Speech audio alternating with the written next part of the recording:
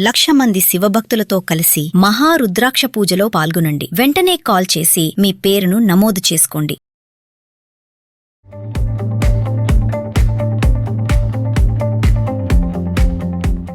Suman TV ప్రేక్షకులకు నమస్కారం.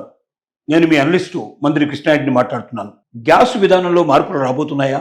ఇక పైన మీరు వంట గ్యాస్ బుక్ చేసుకోవాలంటే కొత్త విధానాలకు శ్రీకారం చుట్టాల్సి ఉంటుందా? మీకు దీనివల్ల లాభమా నష్టమా? ఒకసారి పరిశీలన చేద్దాం. భారత్ పెట్రోలియం లాంటి సంస్థలు ఏవైతే ఉన్నాయో గ్యాస్ కనెక్షన్స్ ఇప్పుడు సప్లై చేస్తున్న వాటిలో 14.2 కేజీల మనకు గ్యాస్ బండిని సప్లై చేయడం జరుగుతుంది. ఇక నుంచి 5 కేజీల గ్యాస్ బండలు కూడా మనకు దొరికే అవకాశం ఉంది. అంటే చిన్న కుటుంబాలకి ఎక్కువ మొత్తంలో ఒకేసారి డబ్బు పెట్టి కొనుక్కోలేని వాళ్ళకి ఇది ఒక వరంగా మారుతుంది. అలాగే స్విగ్గీ, ఇన్స్టామార్ట్ అనేటువంటి ఆన్లైన్ పోర్టల్ ద్వారా కూడా దీన్ని బుక్ చేసుకొని మీరు త్వరితగతిగా ఇంటికి తెప్పించుకునే అవకాశం ఉంది. తర్వాత ఇప్పటిదాకా ఉన్న విధానాల లోపల కొన్ని మార్పులు ఏంటంటే, మీరు ఇప్పటిదాకా డెలివరీకి వచ్చినటువంటి బాయ్కి మామూలుగా గ్యాస్ సిలిండర్ పాతది ఇచ్చేసి కొత్తది తీసేసుకుంటున్నారు. మీరు ఖాళీ సిలిండర్ ఇచ్చేసి కొత్తది తీసుకుంటున్నారు. ఇక్కడ నుంచి అలా కాకుండా ఓటీపీ కూడా వస్తుంది. మీ ఫోన్కి ఒక ఓటీపీ వస్తుంది. ఆ ఓటీపీ నెంబరు ఆ బాయ్కి చెప్తే అతను తన ఫోన్లో దాన్ని ఫీడ్ చేసుకున్నాక అది కంపెనీకి చేరిన తర్వాతనే మీకు గ్యాస్ డెలివరీ అయినట్టుగా క్లియర్గా ఇన్ఫర్మేషన్ వస్తుంది. అంటే గ్యాస్ సిలిండర్లు ఎక్కడ పడితే అక్కడ ఎవరికి పడితే వాళ్ళకి అమ్మకుండా ఖచ్చితంగా బుక్ చేసుకున్న వినియోగదారుడికి వచ్చేట్టుగా ఏర్పాటు చేసే పద్ధతిని కూడా అనుసరించబోతున్నారు. రెండోది, ఇప్పటిదాకా మీకు మామూలుగా గ్యాస్ మనకు ఇతర దేశాల నుంచి దిగుమతి చేసుకున్నటువంటి గ్యాస్ మనకు సప్లై చేయడం జరుగుతుంది. కానీ ఇక నుంచి మనకు ఓఎన్జీసీ నుంచి వీటి నుంచి వచ్చేటువంటి గ్యాస్ ఏదైతే ఉందో ఈ నేచురల్ గ్యాస్ను కూడా కనెక్షన్స్ ద్వారా మనకు ఇంటికి సప్లై చేసే ప్రయత్నం చేస్తారు. అంటే ఎక్కడైతే పైప్ లైన్లు అవైలబిలిటీ ఉన్నాయో, ఏ నగరాల నుంచి ఏ పల్లెటూరు నుంచి అది వెళ్ళాయో ఆ ఏరియాలో ఉండేటువంటి ప్రాంతాలందరికీ కూడా వాటిని ఇస్తారు.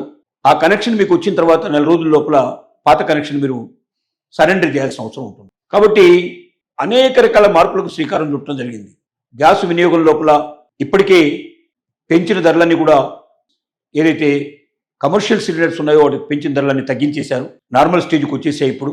అలాగే మనకు డొమెస్టిక్ కనెక్షన్స్ ఏవైతే ఉన్నాయో వీటి మీద కూడా మొత్తం ప్రపంచ దేశాలన్నీ కూడా పెంచినా కూడా మన దేశంలో పెరగకుండా నార్మల్గా మెయింటైన్ చేసి కొద్ది గొప్ప చిన్న చిన్న తేడాలు తప్ప భారీ ఎత్తున పెరగకుండా చేసి కోట్లాది మంది మరి మహిళలకు మేలు చేశారు.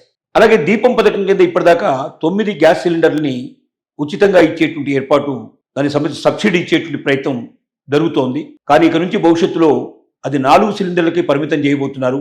5 సిలిండర్లు మొత్తం తీసేయబోతున్నారు. అది తొందరలోనే ఇన్ఫర్మేషన్ అందరికీ చెప్పాల్సిన అవసరం ఉంది. చెప్పే ప్రయత్నం ప్రభుత్వం చేస్తుంది. భవిష్యత్తులో దాన్ని అమలు పెడతాలనుకుంటున్నాను. ఎందుకంటే రోజు రోజుకి సబ్సిడీ భారం పెరిగిపోతుంది.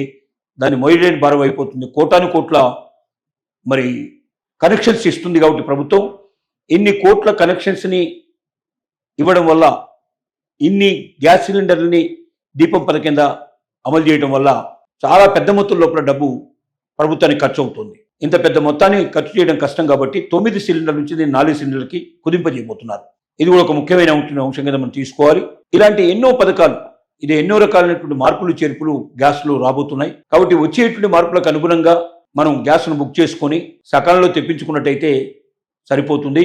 అలా కాకుండా మనం పాత పద్ధతులను అనుసరించే ప్రయత్నం చేసినట్టయితే ఒక్కోసారి మనకు గ్యాస్ను కోల్పోతాం. మనం గ్యాస్ కనెక్షన్ని కోల్పోయే ప్రమాదం కూడా దీనివల్ల జరుగుతుంది. ఈ మార్పులన్నీ గమనించుకొని ప్రతి ఇల్లాలు కూడా గ్యాస్ను సకాలంలో బుక్ చేయడం. ఇక నుంచి గ్రామీణ ప్రాంతాల్లో అయితే ఎక్కువ రోజులు, సిటీ ప్రాంతాల్లో అయితే తక్కువ రోజుల లోపల బుక్ చేసుకునే ప్రయత్నాలు కూడా జరుగుతున్నాయి. 30 నుంచి 45 రోజుల పాటు టైం కూడా తీసుకునే అవకాశం ఉంది దీర్ఘకాలం. కాబట్టి ఒక సిలిండర్కి మధ్యలో గ్యాప్ పెట్టుకోవాల్సిన పరిస్థితి ఏర్పడుతుంది. దీనివల్ల ఎక్కువ సిలిండర్లు ఒకరే ఉపయోగించకుండా అందరికీ సిలిండర్లు అందేటువంటి ఏర్పాటు చేయాలనేది కూడా ఒక ముఖ్యమైన ఉద్దేశం. ప్రభుత్వం ఈ ఉద్దేశాలను ఎందుకు చేస్తుందంటే ప్రతి ఒక్కరికి అందుబాటులోకి గ్యాస్ తీసుకురావాలి.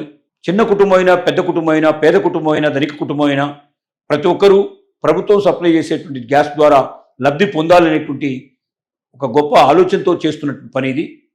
ఈ పనికి ప్రతి ఒక్క ఇల్లాలు సహకరించాలి. ఈ రూల్స్ మారబోయేటువంటి రూల్స్ అన్ని తెలుసుకోవాలి. తదనుగుణంగా ఆ మార్పులకు అనుగుణంగా ఇప్పటి నుంచే ప్రిపేర్ అయ్యి తమ గ్యాస్ని ఎక్కడ ఆగిపోకుండా సప్లై సక్రమంగా వచ్చేట్టుగా చేసుకొని ప్రతి ఇంట్లో కూడా మళ్ళీ మన యుద్ధ వాతావరణంలో పడిన బాధలు పడకుండా, ఇబ్బందులు లేకుండా గ్యాస్ కనెక్షన్ సక్రమంగా అందేటట్టుగా, సకాలంలో అందేటట్టుగా ఏర్పాటు కోసం ప్రతి ఒక్కరు ప్రయత్నించాల్సిన అవసరం మాత్రం ఉందని చెప్పక తప్పదు.